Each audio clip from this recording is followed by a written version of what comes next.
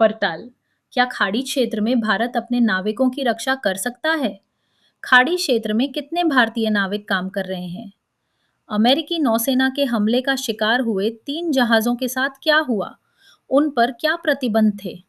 क्या जहाज़ों का विदेशी झंडे के तहत रजिस्टर्ड होना भारत के विकल्प सीमित करता है? क्या अंतर्राष्ट्रीय कानून नागरिक चालक दल को सुरक्षा देते हैं? 12 जून को भारत ने अमेरिकी दूतावास के प्रतिनिधि जेसन मीक्स को तलब कर भारतीय चालक दल वाले व्यापारिक जहाज़ों पर अमेरिकी मिसाइल हमलों के खिलाफ अपना कड़ा विरोध दर्ज कराया। इसके तुरंत बाद अमेरिकी विदेश मंत्री मार्को रूबियो ने भारतीय विदेश मंत्री एस जयशंकर से साफ कहा कि अमेरिकी नाकेबंदी का उल्लंघन और ईरानी तेल का अवैध परिवहन कतई बर्दाश्त नहीं किया जाएगा। मार्को रूबियो के साथ हुई इस बातचीत को साझा करते हुए एस जयशंकर ने एक्स पर लिखा, मैंने खाड़ी में अमेरिकी नौसेना के उन हमलों पर भारत का कड़ा विरोध दोहराया है जिनमें 3 भारतीय नाविक मारे गए। कमर्शियल शिपिंग के खिलाफ ऐसी घातक कार्रवाइयां किसी भी तरह जायज नहीं है। वैश्विक मर्चेंट शिपिंग में भारतीयों की हिस्सेदारी एक अनुमान के मुताबिक दुनिया भर के जहाजों पर लगभग 3.5 लाख भारतीय नाविक तैनात हैं। भारत सरकार के अनुसार इनमें से आधे से अधिक इस समय ड्यूटी पर सक्रिय हैं और ज्यादातर विदेशी झंडे वाले जहाजों पर काम कर रहे हैं। इसका सीधा मतलब ये है कि दुनिया भर के बड़े मर्चेंट जहाजों पर काम करने वाला हर छठा नाविक भारतीय है। अंतर्राष्ट्रीय समुद्री संगठन आईएमओ का अनुमान है कि फारस की खाड़ी क्षेत्र में विभिन्न देशों के करीब 20,000 नाविक जहाजों पर फंसे हैं। संकट की शुरुआत में भारत के जहाजरानी महानिदेशालय ने अनुमान लगाया था कि व्यापक खाड़ी क्षेत्र में विभिन्न भूमिकाओं में लगभग 23,000 भारतीय नाविक सेवाएं दे रहे हैं, जिनमें से आधे से अधिक अकेले संयुक्त अरब अमीरात में हैं। अमेरिकी हमले के शिकार 3 जहाजों की स्थिति 8, 10 और 11 जून को अमेरिकी नौसेना ने मर्चेंट जहाजों मेरीवेक्स, सेटाबेलो और जलवीर पर सटीक मार करने वाली हेलफायर मिसाइलें दागी। ये तीनों ऐसे तेल और गैस टैंकर थे जिन पर भारतीय चालक दल सवार था। मेरीवेक्स और जलवीर के मामले में कोई हताहत नहीं हुआ,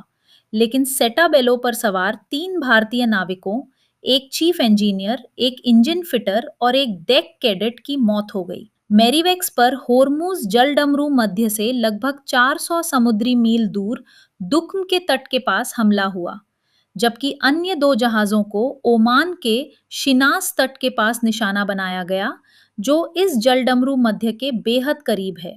यूनाइटेड स्टेट्स सेंट्रल कमांड द्वारा जारी वीडियो दिखाते हैं कि जहाजों के इंजन रूम और स्टीयरिंग कंपार्टमेंट दिशा मोड़ने वाले हिस्से पर सीधा प्रहार किया गया था।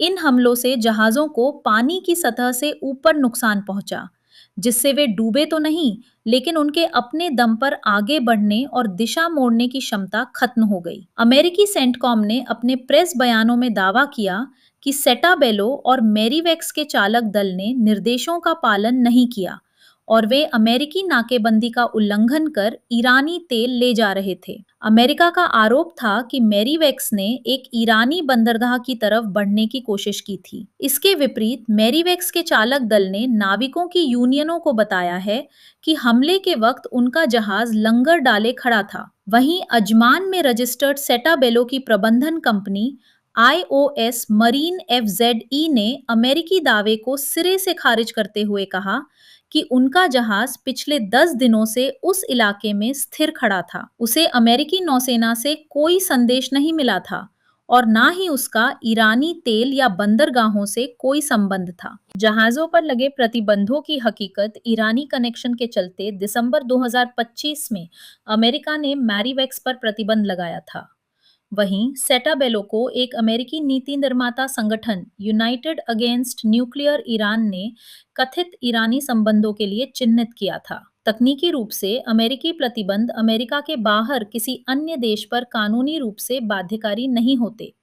हालांकि अमेरिकी ट्रेजरी विभाग के इन प्रतिबंधों के कारण संबंधित कंपनियों के लिए अंतर्राष्ट्रीय बैंकिंग प्रणाली का उपयोग करना और व्यापार करना बेहद मुश्किल हो जाता है। अक्सर ऐसी स्थिति में जहाजों का बीमा कवर खत्म हो जाता है, जिसके बिना कोई भी बंदरगाह उन्हें अपने यहाँ आने की अनुमति नहीं देता और माल भेजने वाले भी उनके जरिए कार्गो भेजने से मना कर देते हैं। इन जहाजों द्वारा कुछ समुद्री नियमों के उल्लंघन की खबरें भी आई थीं।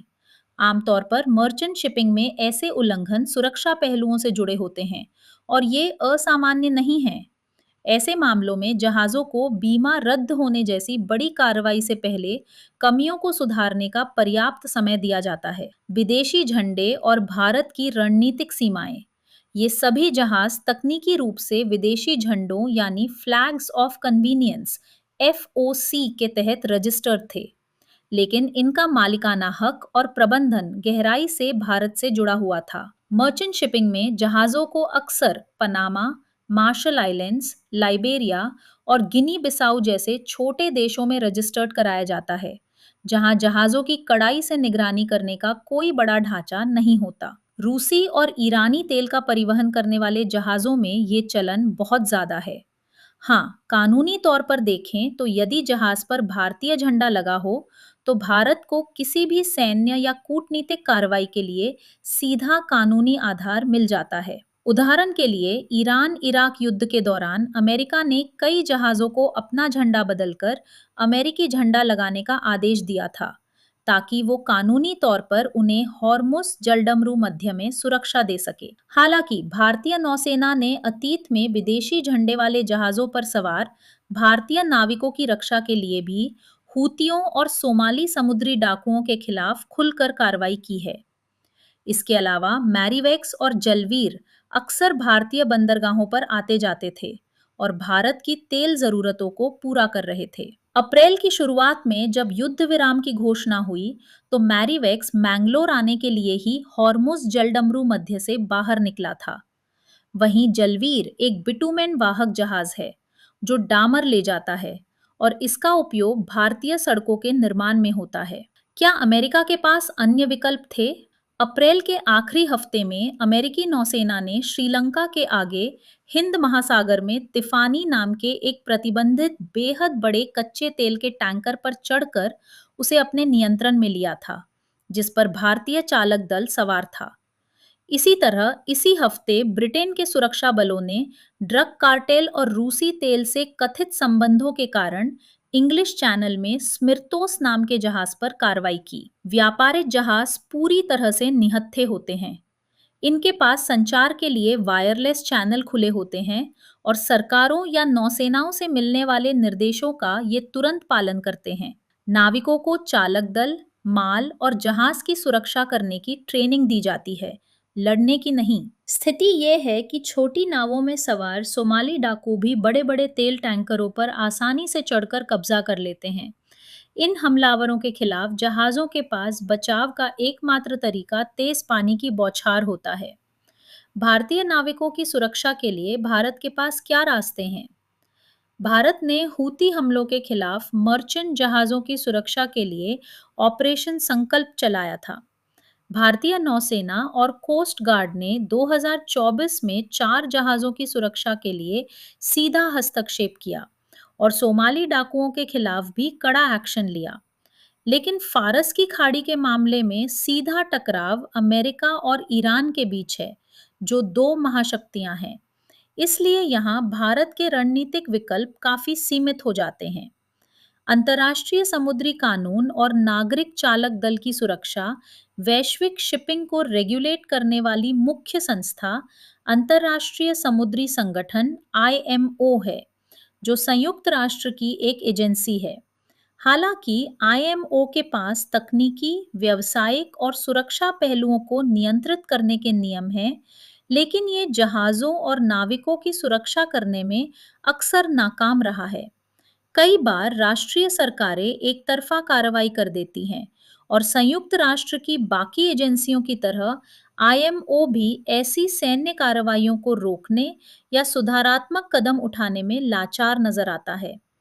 समुद्रों को नियंत्रित करने वाला मुख्य कानून समुद्र के कानून पर संयुक्त राष्ट्र कन्वेंशन है। इसके नियम बेहद विस्तृत हैं और ये होर्मुज जैसे जलडमरू मध्य से गुजरने वाले जहाज़ों सहित विभिन्न जटिल स्थितियों पर विचार करता है। लेकिन कई बड़े देशों ने इस पर हस्ताक्षर नहीं किए हैं।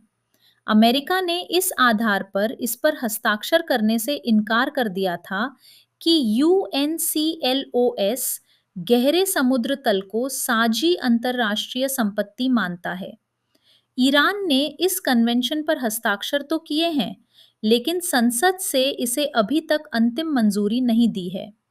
ऐसे में इन नियमों को जबरन लागू कराने वाली कोई सर्वोपरि संस्था मौजूद नहीं है और अंततः चीजें सरकारों की आपसी समझ और सद्बुद्धि पर ही निर्भर रहती हैं।